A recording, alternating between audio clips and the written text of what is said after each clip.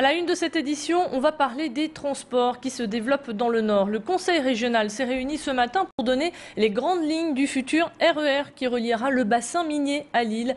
L'objectif étant de désengorger l'Ain dont le trafic est souvent perturbé. À terme, Hénin-Beaumont ne sera plus qu'à 17 minutes de la gare Lille-Flandre avec au programme 3 arrêts à Carvin-Seclin et Lesquin. Capables de rouler à 160 km/h, ces trains auraient une fréquence de 5 minutes. Alors quels vont être les changements pour les habitants et la région? Réponse au micro d'Élodie Bernachon. Pour les habitants, j'espère que comme pour la région parisienne, ce sera un des systèmes de transport les plus performants d'Europe, et voire du monde, et qu'on pourra monter dans un RER qui roule vite, de grande capacité, en toute sécurité pour gagner la métropole en 10 ou 12 minutes. Et puis, pour la région, c'est le signal, une fois de plus, que après le tunnel, le TGV, le TER-GV, il y a le métro de Lille, il y a une vraie volonté de modernité dans les transports. Ça veut dire que la région est fondamentalement optimiste quant à son avenir. Le Conseil régional voit donc un transport rapide, moderne et propre en conformité avec le Grenelle de l'environnement. À hauteur de 800 millions d'euros, ce RER devrait voir le jour d'ici 2020. Un drame s'est déroulé dans le Pas-de-Calais, plus précisément à Thérouanne, sur la départementale 157. Un gendarme a perdu la vie et un autre a été blessé dans une collision entre leur véhicule et le tracteur d'un poids lourd. Les pompiers et un hélicoptère de la sécurité civile sont rapidement intervenus pour leur porter secours. Selon les premiers éléments de l'enquête, le chauffeur du camion aurait perdu le contrôle de son véhicule. Il n'a pas été blessé mais se trouve en état de choc. Le gendarme décédé, lui, avait 37 ans et était le père de 3 enfants. Aurélien Barège était sur place, il a pu rencontrer un témoin de cet accident, on l'écoute. J'étais chez moi en train de déjeuner à 10h-5. J'ai entendu un grand boom, je suis sorti tout de suite et j'ai vu l'ampleur des dégâts. Un camion qui a percuté une voiture. J'ai vu qu'il y en avait un qui était mal en point, qui était carrément même décédé.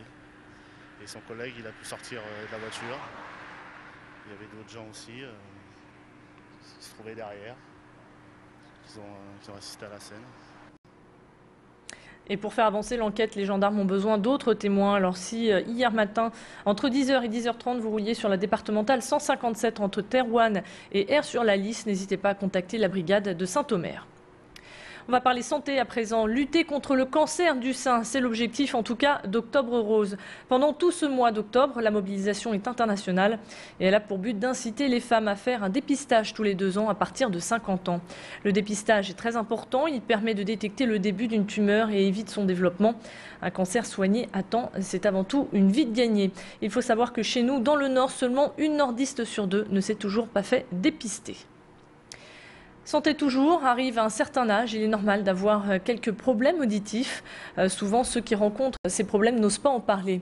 Alors, pour sensibiliser le grand public, des médecins réalisent actuellement une étude sur la ville de Tourcoing. Au cours de leur consultation, ils vont tester l'audition de leurs patients de plus de 60 ans. Les laboratoires Renard, quant à eux, souhaitent également sensibiliser le grand public en leur proposant l'accès à une borne de test auditif. Les jeunes et les moins jeunes peuvent donc tester gratuitement leurs oreilles. Explication. Cette borne de test auditif existe et permet à tout le monde, jeune, plus âgé, de tester soi-même son audition. Tester votre audition, donc on y va, et on nous demande de mettre le casque sur les oreilles. Donc ça c'est gratuit. Il nous explique que nous allons entendre différents sons dans le casque qui ne sont pas tous perceptibles. Ça c'est normal, mais c'est où se situe le degré de perception. Et je vais pouvoir aller en discuter si je le souhaite. Si j'en ai pas envie, écoutez, je retire le casque, je le repose, ni vu ni connu, je m'en vais. Mais au moins, j'ai une première réponse, c'est une bonne indication pour moi. Social à présent, les salariés de la Redoute sont toujours en colère et continuent de se mobiliser. Ce matin, ils ont distribué des tracts devant le site de la Martinoire à Wattrelos, centre logistique de l'entreprise. Je vous rappelle qu'ils protestent toujours contre un transfert de 220 employés vers une filiale de l'entreprise. Selon eux, ce transfert aura de lourdes conséquences, notamment sur leurs conditions de travail et leurs acquis sociaux. Du côté de la direction, on assure que la Diam restera bien dans le groupe sans suppression de postes ni baisse de rémunération. La gendarmerie recrute. Si vous avez entre 17 et 26 ans, que vous en avez marre de la routine et que vous cherchez un emploi, eh bien vous allez peut-être trouver votre bonheur. La gendarmerie recherche actuellement des gendarmes adjoints volontaires. Ces personnes assisteront les sous-officiers dans leur mission avec à la clé une intégration. Élodie Bernachon, notre journaliste, a rencontré Olivier, 29 ans. Depuis 3 ans, il est gendarme adjoint à la brigade des terres et dans 3 semaines, il va passer son concours de sous-officier. Son travail, mener des enquêtes, assurer la sécurité auprès des commerçants et de la population.